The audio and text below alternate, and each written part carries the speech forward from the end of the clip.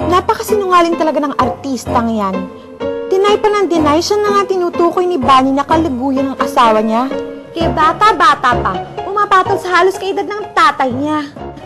Ano ka ba, Caridad? Kasisimba pa lang natin kung ano-ano na yung lumalabas sa bibig mo. Nakakainis naman talaga tong artistang to Naninira ng pamilya. At iwan ko ba dyan sa mga action stars na kagaya ni Jong Reyes? Di mapirmi sa isang asawa. Kawawan man si Bunny. Halos 100 ng anak nila. Napakamartir.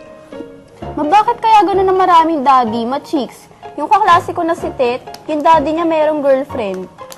Si Carl? My girlfriend?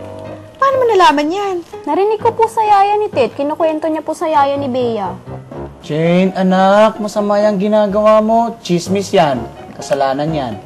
Bakit po si Mama nanonood ng Showbiz Chika? Di ba chismis din po yun? Di kasalanan po.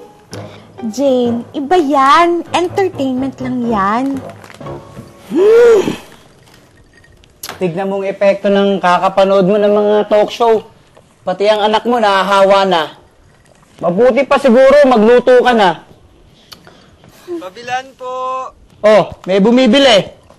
Ikaw na, nanonood pa ako. Ay, nako. Ewan ko sa'yo. O, ikaw naman, Jane. Sige, maglaro ka muna sa labas. Mamaya na lang pa, nanonood pa ako.